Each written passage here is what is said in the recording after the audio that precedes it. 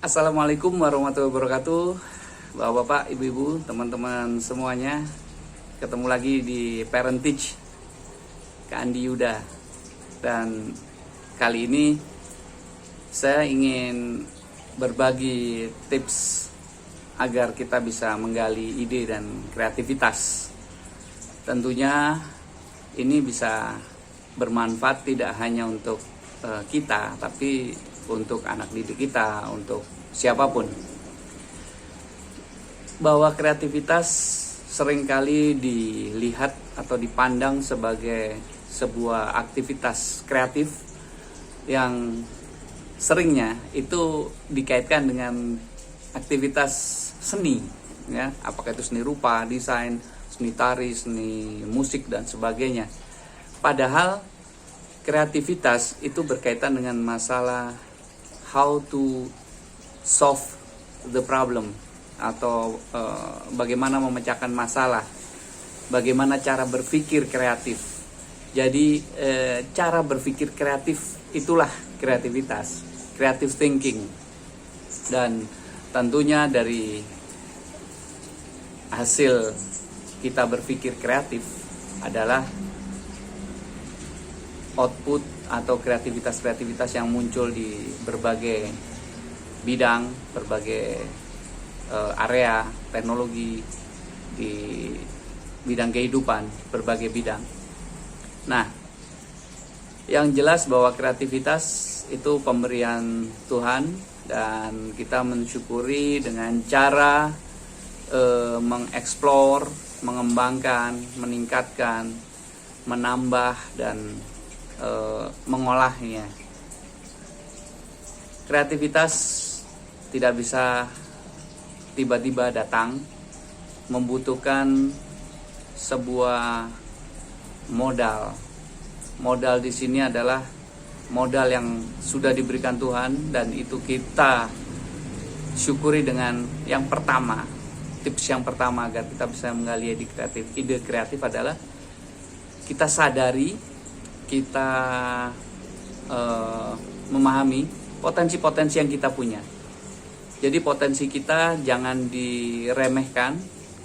Seringkali terjadi bahwa seseorang ketika sudah besar, dia setelah kuliah, dia bekerja berdasarkan apa yang dia dapat di kuliah. Tetapi juga banyak orang tidak sampai bangku SMP pun, SD pun, tetapi sukses dalam hidupnya. Kenapa? Ya, itulah karena mereka menyadari potensi, dan potensi-potensi itu ada yang diasah secara formal melalui pendidikan formal, dan di situ didapatkan hal-hal yang bersifat akademis, bersifat teori. Tentunya itu harus dipraktekkan, dan dipraktekkan dalam kehidupan sehari-hari. Kreativitas mendorong orang untuk memecahkan masalah, mendorong orang untuk memikirkan hal-hal yang belum pernah muncul, atau menggabungkan, atau memunculkan kembali yang dulu sudah lama tidak pernah muncul, tetapi saatnya tepat untuk dimunculkan lagi. Itu kreativitas. Dan potensi ini sangat besar. Setiap manusia punya potensi yang luar biasa. Hanya tinggal mau menggali atau tidak, mau memunculkan atau tidak. Your brain is like a sleeping giant, ya. Jadi otak kita ini seperti raksasa yang sedang tidur. Jadi sebenarnya potensinya besar sekali. Itu yang pertama. Yang kedua, jangan pernah meremehkan hal-hal kecil, karena ketika kita sekali saja meremehkan hal yang kecil, maka ide itu tidak bisa datang. Ide kreatif tidak akan muncul ketika kita melihat segala sesuatu pada hal-hal yang besar-besar saja. Bahkan hal-hal yang belum kita ketahui, yang muluk-muluk, yang sangat belum nyata. Itu membuat kita meremehkan hal-hal kecil, dan yang membuat kita nggak kreatif. Banyak sekali terjadi. Ternyata banyak hal-hal besar itu bermula dari hal-hal kecil, ide-ide kecil, ya. Kita bisa lihat misalnya sekarang orang menjual minuman kopi yang dahulu hanya berhenti di warung-warung, tetapi karena ternyata jarak itu banyak juga orang yang berkerumun, berkumpul ya. Ini sebelum pandemi ya. Tetapi setelah pandemi pun dengan protokol yang baik, orang jual kopi menggunakan sepeda juga banyak sekarang. Mereka berkeliling, bersepeda, menjemput pasar, bukan menunggu pasar. Itu adalah ide-ide kreatif, dan karena tidak meremehkan hal yang kecil. Yang ketiga, kita berani melakukan hal yang berbeda.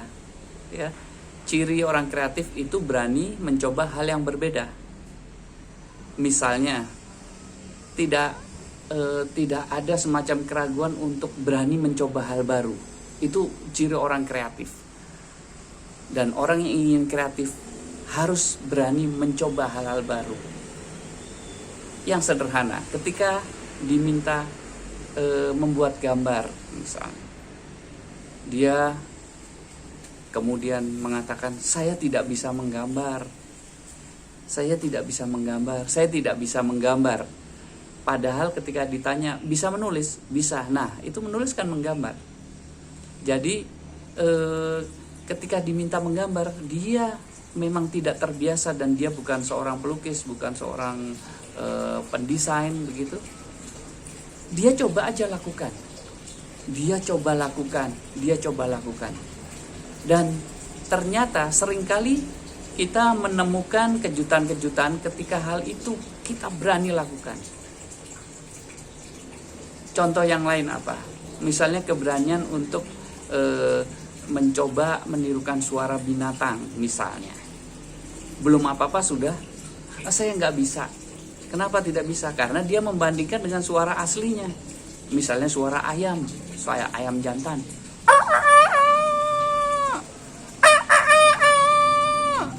Ketika dia tidak biasa, dia tidak berani melakukan itu. Dia mau bilang, kan dia aja yang suka dongeng itu jagoan lah. Enggak begitu.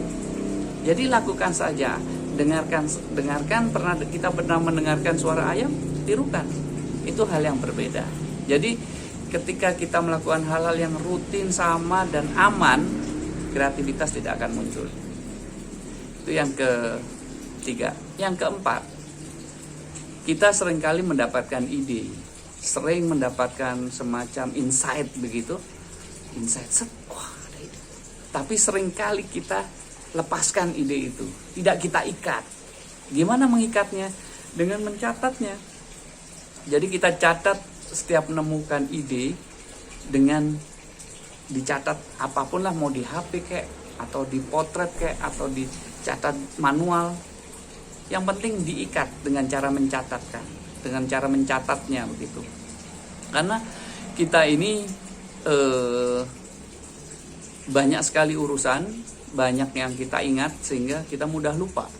Nah, bagaimana cara untuk agar kita terbantu untuk tetap ingat? Yaitu dengan mencatat poin-poin yang kita misalnya di acara pengajian atau acara ada semacam focus group discussion kayak gitu, itu kita catat. Bahkan kita ngobrol sama mungkin tukang sampah begitu, ketika dia menceritakan sesuatu, kita catat poin-poinnya. Kalau kita bisa gambar, ditambah gambar. Itu akan membuat kita tidak sekadar respect pada orang lain, mempunyai sifat rendah hati, menghargai, menghormati, tapi juga yang paling penting tadi, mencatat ide-ide sehingga tidak hilang. Sehingga kreativitas bisa muncul. Tidak hanya sekadar diingat-ingat, karena ingatan kita seringkali terganggu oleh peristiwa-peristiwa yang baru berlangsung, apalagi peristiwa berlangsungnya itu sangat kuat impresinya, dampaknya, sehingga lupa, tertutup begitu. Jadi yang keempat, catatlah ide-ide yang muncul.